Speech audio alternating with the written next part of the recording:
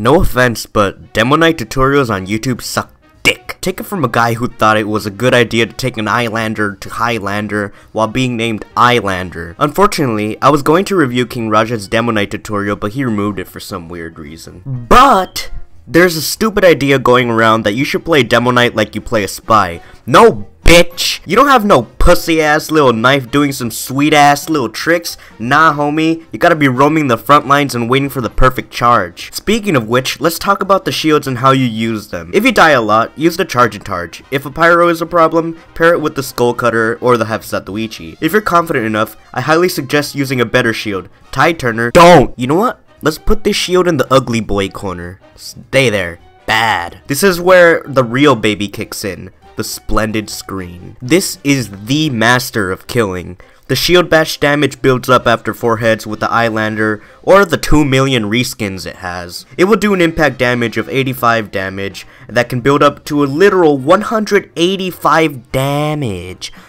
That's a lot of damage! To put that into perspective, landing a shield bash and a full melee crit will one-shot every single class except an overhealed heavy. Remember, you're on top of the food chain. This up here is you, and this right here is the spy mains, and this that's a chicken. But the most important aspect of Demoknight is the charge. This tool has many uses, such as getting rid of effects, making escapes, closing the distance, map traveling, escaping child support, and dealing extra damage. You name it. However, the first thing you must know is how it functions. You see, TF2 physics are weird as shit. If you're traveling at high velocities and bump into a wall, there's always an angle at which you can continue charging and quote-unquote get carried by the wall. I like to use this technique to get better turns on shields that limit that. This also works for ramps. This is known as trimping. Here's a few clips by Solarlight to show what can be pulled off if you know how to do this.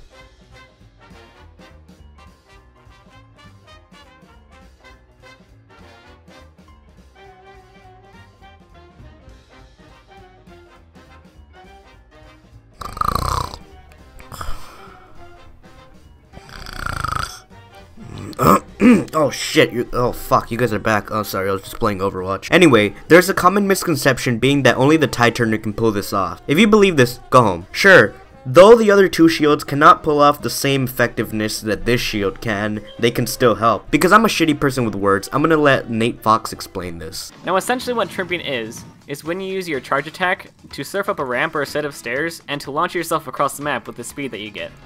Honestly, I highly recommend that you go watch a tutorial on shrimping separately. Also, one thing you gotta learn is that when you're charging, you can also crouch while you're charging. The best way to get the maximum distance of a charge is by jumping, turning, and crouching. Crouching isn't always necessary, but usually I like doing it because it's a little helpful. You know, many people ask me, why the fuck were you born? I mean, why do I always get meanie crits? First off, de-equip the Tide Turner, you fucking ape. Second, the charge meter itself tells you. It's like, hey, you Tide Pod eating troglodyte, green is normal damage, yellow is meanie crit, red is full crit. Before I go into countering the classes, you need to know the power and use of your sword and the positioning you need. Any demo sword that is not the skull cutter will kill a spy, sniper, scout, and engineer in 2 hits, unless of course they're using weapons that give them extra health or whatever. 3 will kill a pyro, demo, and medic. 4 kills a soldier and 6 kills a heavy. When positioning, it's best to stay in the high ground because there's germs on the floor and it allows you to pounce on enemies. Remember, your sword can hit up and down too. Use this to your advantage. And something that people don't know is that the physics of Demoknight kind of change underwater. Now you can charge up and down, holy shit.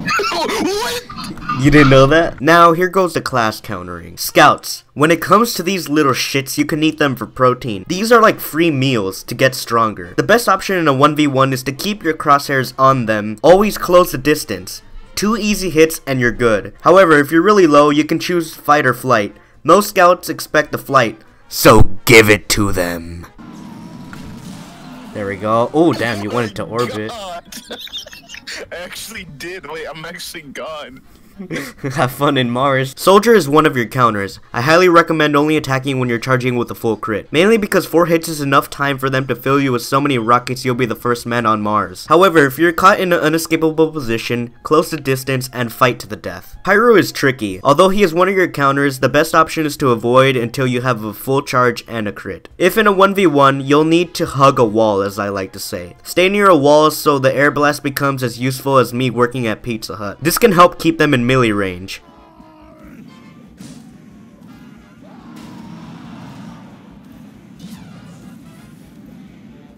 Fucking bitch, I swear. Get the fuck out of here.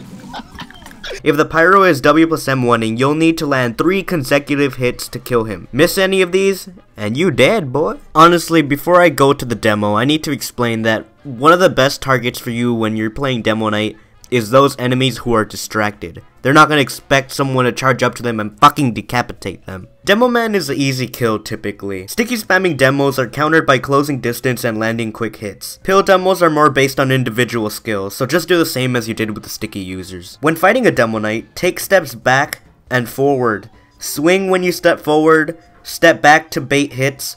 First to 3 typically wins. Oh, who said you're getting away? What? Okay. I don't want to respawn. Only approach heavies when you charge with the full crit, or when you optionally shield bash them. Base crits do 195 damage. 2 swings after that will win the fight. If he has the Natasha, you signed your own grave already. Don't fuck with NGs. When their sentry is down, or they're building, or they're out of their sentry safe zone, charge in for the kill. Okay. Hey, Medic, give me Uber. Give me Uber. Medic, what are you doing? Give me Uber. Give me. Look, come on. I'll show you. Uber! No, you have crits? Are you serious? Wait, I thought you had Uber. You have crits. Oh my god. You eat snipers for breakfast. Dodge and close the distance, and you Gucci. Medics can be picked off if you charge in and no one notices. When a medic is killed, it's your choice. If you're confident, keep fighting. If you're a little bitch, baby, run. For spies, when they try stair stabs, slow down. Always keep your face on the spy. Make wide turns around corners to avoid matadors. These are your full course meal. When it comes to choosing your weapon, honestly I say just experiment around. I say even though it's been sort of reverted, avoid the Claymore because it really hasn't been completely reverted. For those who don't know, it still does have a 20 damage vulnerability, so just avoid it. When you're at 4 heads, you can begin to let your guard down because you're very feared now. Oh, look, watch. You believe? Let's go then.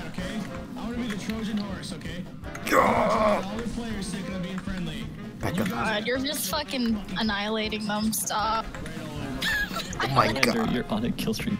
No way, you're fucking annihilating them. If I'm honest, it's like a life lesson. You can either sit back and watch opportunities slip by, or you can go in. Honestly, don't think too much about every single move you make. You need to get into the rhythm when you're playing Demoknight. Honestly, just practice. Well, now that I'm done here, I can go back and become one with the ocean again.